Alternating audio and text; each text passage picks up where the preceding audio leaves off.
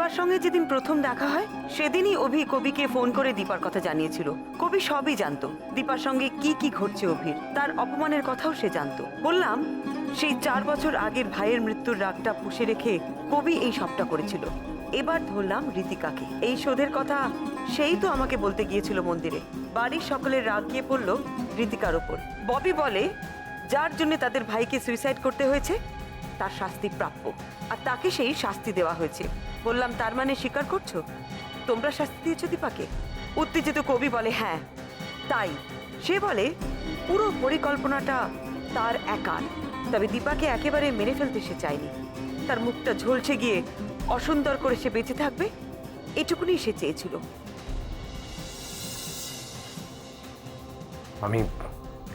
আমি যা করেছি তার জন্য আমার কোনো অনুশোচনা নেই।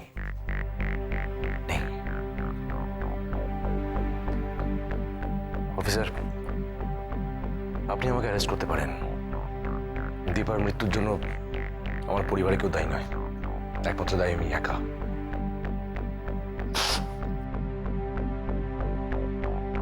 কবি, এসব এত কিছু ঘটে গেল, তুই তো আমায় কিছু জানাসনি। কি রে? হে কবি, কবির মৃত্যুতে আমিও কষ্ট পেয়েছি, খুব কষ্ট পেয়েছি। আমারও তো ভাই, তাই বলে রাগ পুষে রেখে আরেক মা দুটাও চলে গেল। ক্ষমা করে দে, ক্ষমা করে দে। এখন আর এসব কি লাভ হলো রে কবি? ও একা না বর্দা, তুই ও একা না, ও একা কিচ্ছু করেনি। যা করেছি আমরা দুজনে করেছি, না যা করেছি আমরা দুজনে করেছি।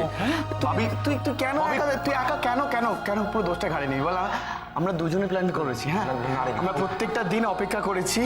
হ্যাঁ, প্রত্যেকটা দিন অপেক্ষা করেছি আমরা কিভাবে দীপার ওই অহংকারের বদলা নেওয়া যায়। কেন তুমি একা ঘাড়ে নেবে? ছেলে মানুষ করিস আমারও দোষ আছে বর্দা। একটা কথা বলি, তোমরা ভাইরা কে কে মিলে দীপাকে মেরেছো বা তোমাদের ভাইয়ে ভাইয়ে কত মিল সেটা জানার বা দেখার কোনো ইচ্ছে কিন্তু আমাদের নেই। এটা আমার কাছে পরিষ্কার যে তোমরা দুজন মিলে দীপাকে মেরেছো। তবে শুধুমাত্র তোমরা একা নও, এই পরিবারের আরো অনেকেই এই খুনের সাথে জড়িত। চল চল চল চল ভালো করে একদম সুন্দর করে গুছবি। হ্যাঁ, যা এই চাবিটা দিয়ে রাখ। তুমি ঠিকঠাক করে রাখবে না সবগুলো। অনেক বাজি হয়ে গেল তোদের। টাবলু কালকে রাত্রে অতগুলো বাজি কিনে আনলো, এরা এত তুবড়ি বানিয়েছে তো অনেক বাজি। সেসব তো হলো রে নিপা, কিন্তু আমি তো অন্য কথা ভাবছি। কি? বৌদি যে সকাল সকাল বেরিয়ে ও বাড়ি গেল, ওখানে কি বোমাটা ফাটাচ্ছে সেইটা ভাবছি আমি। আরে বাবা, বমুনি তো ওখানে গেছে বাজিমাত করে দেবে বলে। আরে বাজিমাত না হয় করবে, ওদিকে মা তো টেনশন করেই গেল, বলছে যে গুরুদেবের ভীষণ ভয়। শোন, গুরুদেবের অবস্থা খুব একটা ভালো নয়। এই কেসে যে কটা লোক বাগড়া দিয়েছে বৌদি কিন্তু সবার উপরে ক্ষেপে আছে। আজকে ওই গুরুদেবের কপালে না চরম দুঃখ নাচ্ছে, দেখে নিস। সে তো ঠিক আছে, কিন্তু মা আবার কি বলছে জানিস? মা বলছে গুরুদেবের আশ্রমে গিয়ে ক্ষমা চেয়ে আসবে। না, মাকে না কিছুতেই কিছু বোঝানো যাবে না, এক থেকে গেল। কিরে একটুও কাজ এগোতে পারলি না? আরে ওইদিকে রাখ সব। হ্যাঁ রাখছি, অত যাচ্ছে এক একটা। দেখছিস তো ঠিকঠাক করে রাখ। এইটার মধ্যে মানে অনেকটা মশলা ভরা আছে, জ্বালালেই হুশ 3 তলা অবধি উঠবে। কোথায় আর বড় তুবড়ি রে, সবই তো ছোট ছোট। তবে মেজকা বলেছে পরের বার বড় বড় তুবড়ি আনবে। আর হ্যাঁ, সেগুলো নিয়ে কিন্তু আমরা এক্সপেরিমেন্ট করবো, ঠিক আছে? আয় এখন এই তুবড়িগুলো 1 তলা অবধি উঠবে বলো? আরে 1 তলা তো দূর, 1 মানুষ অব্দি উঠবে না, বুঝেছিস? নাতিগুলোকে কত করে বললাম যে বড় বড় তুবড়ির খোল আনতে। সামনের বার থেকে আমাকে সব জোগাড় করতে হবে। ওরা রাঙা, তুমি যখন যাবে তোমার সঙ্গে আমাদেরকেও নিয়ে যাবো তো? এই যাবি তো? হ্যাঁ, আমার বাপের বাড়ির কাছে হাট বসে, সেখানে ছোটবেলায় কাকের সাথে গিয়ে ওই 2 ব্যাগ ভর্তি তুবড়ির খোল আর মশলা নিয়ে আসতাম। তারপরে রোদ্দুরে পা ছড়িয়ে বসে, শোন না, আশেপাশে গ্রাম থেকে সব লোক আসতো আমার কাছে শিখতে তুবড়ি বানানোর মশলা। তারপর সেই তুবড়িতে যখন আগুন দেওয়া হতো না একবারে জানি আমি 3 তালে বাসন উঠতো, তাই তো? শুরু হয়ে গেল আমাদের ঠাম্মার বিখ্যাত প্রাচীন গল্প। চীন, আরে চীনে জিনিস তখন কোথায়? আর চীনরা জানবে কি করে তুবড়ির মশলার কথা? এলো ভারতীয় মশলা, যাকে বলে মেড ইন ইন্ডিয়া। একদম ড্যামেজ হয়ে গেছে। এই মেজদা, হ্যাঁ, যাই। এই আয় না এদিকে। হ্যাঁ বল। এই আমি কি বলছি বলতো, মানে সান্নাল বাড়ির লোকেদের তো আমরা বহুদিন ধরেই চিনি। ওরা ওরকম ভাবে দুটো বউকে মেরে ফেললো? ওই মাধুরী বৌদি আমার থেকেও বেশি ভুলো ছিল। হ্যাঁ, ওই জন্যই মনে হয় ওই। প্লিজ মিমি, তোর কি মনে হয় ভুল করে মরে গেছে? মুখামুখি কথা বলিস না। জানিস তো বর্দি ভাই, আমার মনে হয় আমরা আজকাল যে খবরগুলো দেখি না, যে বউকে অত্যাচার করে পুড়িয়ে মারা হয়েছে, ঝুলিয়ে মারা হয়েছে, এই কেসটা ঠিক তেমন নয়, একটু আলাদা। আমার মনে হয় খুব বুদ্ধি করে সরিয়ে ফেলা হয়েছে। একদম ঠিক বলেছিস, সরিয়ে তো ফেলাই হয়েছে, উপরন্তু কেসটাকে চাপা দেওয়ার চেষ্টা চলছে। কিন্তু এরকম একটা কাজ করলো কে? দেখ নিপা, একটা জিনিস আমি পরিষ্কার বুঝতে পারছি, এই কেসটা চলাকালীন ওই বাড়ির প্রত্যেকটা লোক কেসটায় বাগড়া দেওয়ার চেষ্টা করেছিল। তাই আমার ধারণা বাড়ির প্রত্যেকটা লোক কোনো না কোনোভাবে এই ঘটনাটার সাথে ইনভলভড। তারপরে ওই গুরুদেব, তিনি যেভাবে শালগ্রাম শিলা হয়ে আড়াল করছেন পুরো বিষয়টা, তার পজিশনও খুব ভালো নয় রে। অতএব ওরা একটা গন্ডগোল আছে, কেস গড়বড় হয়। পরমাবতী, আমাকে প্লিজ একটু বুঝিয়ে বলবে এসব কি হচ্ছে বাড়িতে? কি এমন ঘটেছে যা আমি জানি না? আমার মাথায় কিচ্ছু ঢুকছে না। কবি ববি এরকম একটা কাজ করতে পারে? আমি বিশ্বাস করতেই পারছি না। কিছু করার নেই রবি, সত্যিটা তো মেনে নিতেই হবে। তবে এই পুরো ঘটনাটা থেকে তুমিই বোধহয় একমাত্র দূরে ছিলে। তুমি আমাকে একটা কথা বলো, সেদিন হসপিটালে দীপাকে মৃত ঘোষণা করার পরে কি হলো? কি হলো? ও সেদিনকে হসপিটালে অসুস্থ হয়ে পড়েছিল ববি। আর তুমি ববিকে বাড়ি পাঠিয়ে দিলে কবির সাথে, তাই তো? হ্যাঁ, ঠিক তাই। কবি আর ববি বাড়ি আসে, আর বাড়ি এসে জানতে পারে আমি এসেছিলাম তোমাদের বাড়িতে। সবাইকে একটু জিজ্ঞাসাবাদও করেছি। তদন্ত করি আর না করি, এই পুরো ঘটনাটা নিয়ে আমার মধ্যে একটা কৌতূহল তৈরি হয়েছে। ওরা প্রথম থেকেই ধরে নেয় দীপার মৃত্যুটাকে আমি একটা স্বাভাবিক মৃত্যু হিসেবে মেনে নিইনি। আমি হয়তো তদন্ত করব, তাই ওরা ঠিক করে যে করেই হোক, আমার উপর প্রেশার দিয়ে হোক, আমাকে বুঝিয়ে হোক, আমাকে থামাতেই হবে। কিন্তু কিভাবে? কথায় আছে না, বিপদকালে গুরু নাম স্মরণ, অগতির গতি গুরুদেব। আমার ধারণা এই কেসে গুরুদেবের আবির্ভাব সেই সময় থেকেই হয়। বাক্য সংযত করো। আমি কোনোদিন কোনো অন্যায়কে প্রশ্রয় দিইনি। আপনি কি করেছেন সেটা আমি খুব ভালো করেই জানি। গুরুদেবকে দিয়ে কেস থামাতে গেলে এবাড়ির সকলকে, বিশেষ করে মাসিমাকে তো পুরো ঘটনাটা খুলে বলতেই হতো।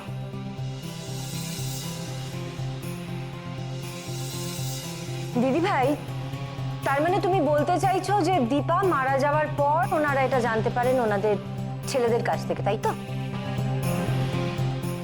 আমার ধারণা ববি কবি সেরাতে এসে মাসিমা মেসোমশাইকে সব কিছু জানায়, বোনেদেরও সব কিছু জানায়।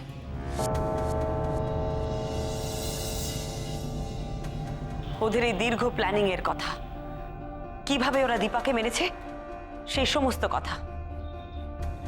তারপর তোমার পরিবারের সবাই মিলে উঠে পড়ে লাগে কিভাবে তোমার দুই ভাইকে বাঁচাবে সেই চেষ্টায়।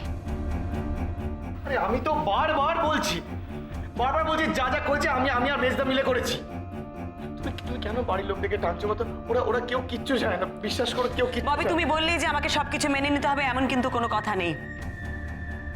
যেভাবে তোমরা গুরুদেবকে দিয়ে পুলিশকে ইনফ্লুয়েন্স করিয়েছো, যেভাবে গুরুদেব আমার শাশুড়িকে ধমকেছেন। এক মিনিট, কি বলছিলেন আপনি?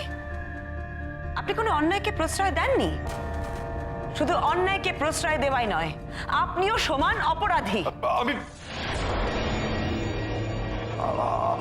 আমাকে আমাকে বলা হয়নি যে বাড়ির পুত্রবধূকে ইচ্ছাকৃতভাবে খুন করা হবে।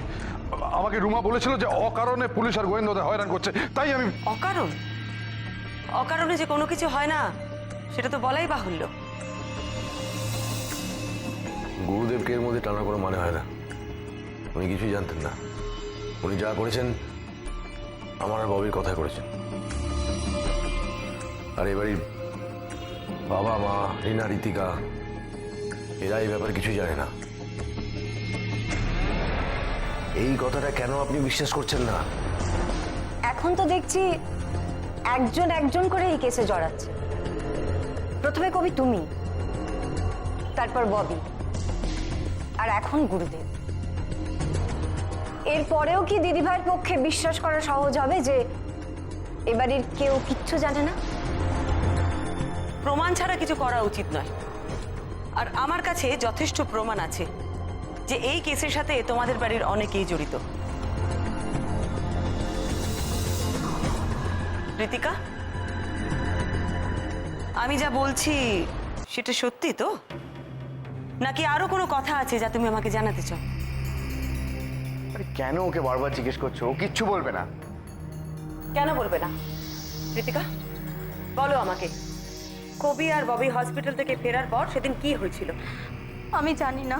তুমি জানো, তুমি সব জানো, তুমি বলবে আমাকে কি হয়েছিল, বলো। আমি সত্যি কিছু জানি না। পরমা, পরমা বড় ছোট, ওকে তুমি কেন এরকম করে চাপ দিচ্ছ? ঋতিকা, সেদিন মন্দিরে এসে সব কথা বলাতে আমার কিন্তু সত্যি খুব ভালো লেগেছিল। আমার মনে হয়েছিল তুমি সৎ। তাহলে কেন বলছো না আজকে তুমি? বলো, কিসের ভয় তোমার? তোমার ভয় পাওয়ার কোনো দরকার নেই। কেউ কিচ্ছু করবে না এখানে। তুমি বলো কি জানো, বলো আমাকে। বিশ্বাস করো, আমি সত্যি কিছু জানি না। তাহলে কেন সেদিন মন্দিরে আমাকে বলেছিলে মেজদা নয় মেজদার শোধ?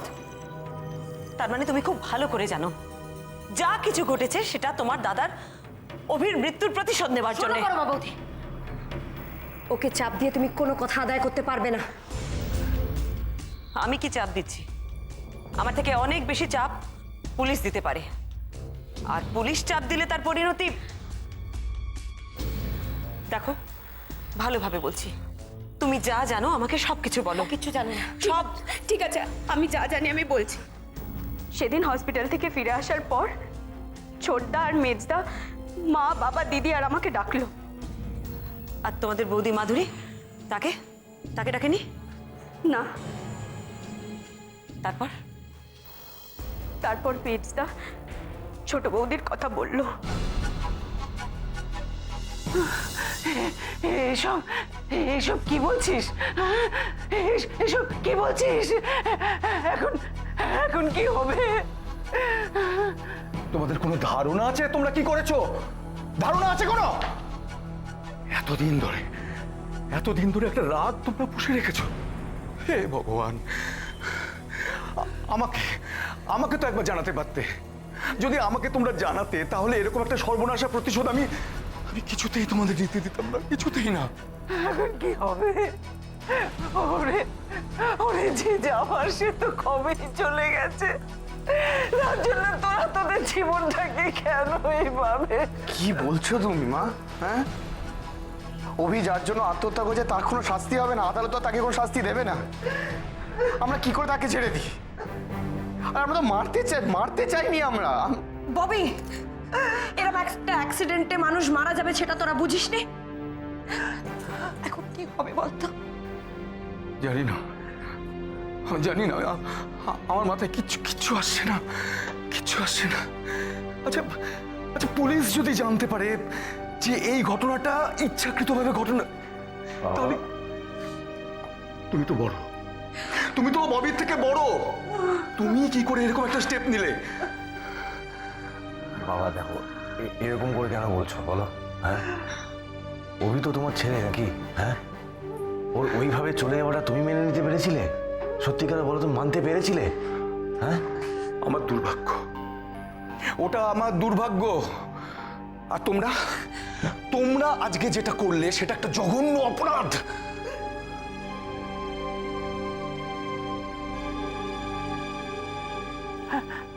হ্যাঁ গো, হ্যাঁ গো, এবার কি হবে? পুলিশ এসে কি ওদেরকে? ভগবান, এই কলঙ্ক নিয়ে আমায় বেঁচে থাকতে হবে। এর চেয়ে আমার মরণ কেন হলো না গো? মা কেঁদো না, কেঁদো না, এখন কাঁদার সময় নয়। আর শোন, তোরা এখন এসব কথা বলছিস কেন আমাদের? বলছি কারণ এখন আমাদের মাথা ঠান্ডা করে কাজ করতে হবে, আমাদের প্রত্যেককে। মা, তুমি চাও না আমরা সবাই একসাথে থাকি? হ্যাঁ, যেভাবে ছিলাম সেরকম ভাবে একসাথে থাকি, তুমি চাও না মা? চাই বাবা, চাই। তাহলে কেঁদো না, মাথা ঠান্ডা করে কথাটা শোনো, কান্নাকাটি বন্ধ করো, কথাটা শোনো মন দিয়ে আমার। বল। আমাদের এখন যা করতে হবে, সবাই মিলে একসাথে একভাবে কাজ করতে হবে। আমাদের কিন্তু পুলিশকে একটাই কথা বলতে হবে। বাবা শুনছো কথা? প্লিজ শোনো, মানছি ভুল করে ফেলেছি, একটু শোনো প্লিজ। সেটা হচ্ছে যে আমাদের কিন্তু সবাইকে মানে অন্তত পুলিশকে বোঝাতে হবে যে এটা একটা অ্যাক্সিডেন্ট, এটাতে আমাদের কোনো হাত নেই। পুলিশ প্রথমে এসে ইনভেস্টিগেট করবে, কিন্তু সেখানে আমাদের ঘাবড়ে গেলে চলবে না। হ্যাঁ, থাকবো, সবাই এক থাকবো, চিন্তা করিস না। আমি আমি তোদেরকে বাঁচাবো। তোরা বাঁচবি, তোরা নিশ্চয়ই বাঁচবি। আমি বাঁচাবো। আমার আমার একটা ছেলে তো চলে গেছে, আমি তোদের জীবন নষ্ট হতে দেব না বাবা, কিছুতেই না। ঈশ্বর, এত কান্ড ঘটিয়েছিস তোরা, আর আমি ভাবছি কোথায় আমার বড় বৌমা ভুলো, সেই হয়তো এসব করেছে, মনের ভুলে হয়তো গ্যাসটাকে খুলে রেখে চলে এসেছে।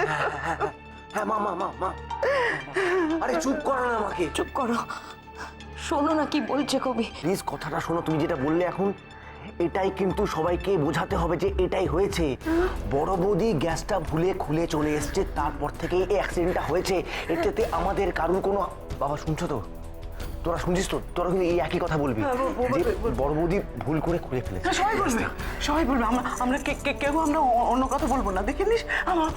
আমরা কেউ অন্য কথা বলবো না। হ্যাঁ, ঘাবড়ে যাও না মা, নার্ভাস হো না প্লিজ, এরকম করো না। শান্ত হও, নিজেকে একটু শক্ত করো প্লিজ মা, প্লিজ একটু বোঝো, একটু বোঝার চেষ্টা করো।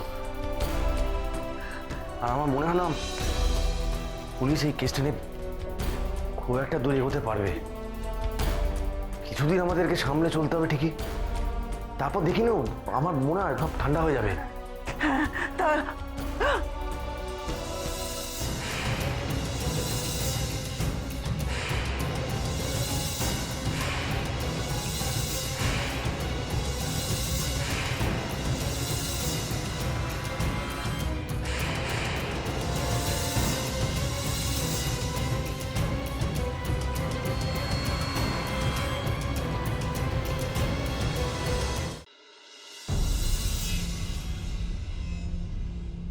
কি করেছো তোমরা? কি বলছিলে? তুমি কি শুনেছো? তোমরা দীপাকে ইচ্ছে করে...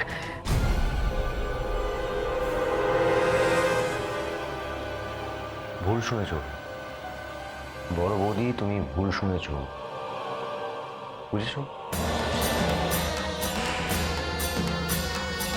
তুমি ভুল শুনেছো। তুমি যা শুনেছো ভুল শুনেছো, ভুল। আর যা হচ্ছে তোমার জন্য হচ্ছে, শুধুমাত্র তোমার জন্য। তোমার জন্য দীপা আজ নেই, তোমার জন্য। কেন? আমি কি করেছি? আমি কিছু করিনি। করনি করনি মানে তুমি সিলিন্ডারটা খুলে আসোনি, তুমি খুলে এসেছিলে। আমি গন্ধ পেয়েছিলাম, তুমিও গ্যাসের গন্ধ পেয়েছিলে, পাওনি? আমি গ্যাসে হাত দিইনি। দিয়েছিলে তুমি হাত, হ্যাঁ তুমি দিয়েছিলে। তুমি যখন সব কিছু ভুলে যাও তুমি এটাও ভুলে গেছিলে। কবি, তুমি মাধুরীর উপর যে মানসিক চাপ সৃষ্টি করেছিলে তাতে তার মানে তোমাদের বাড়ির সকলের মদত ছিল।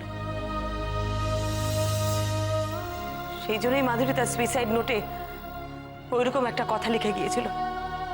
উফ, কি সাংঘাতিক পরিকল্পনা তোমাদের। মানসিকভাবে দুর্বল একটা মেয়ে, তার উপরে তোমরা এত চাপ দিয়েছো যে সে সুইসাইড করতে বাধ্য হয়। তোমরা ভেবেছিলে মাধুরীর উপর সব দোষ চাপিয়ে খুব সহজে পার পেয়ে যাবে, কিন্তু মুশকিল করলো দুটো জিনিস।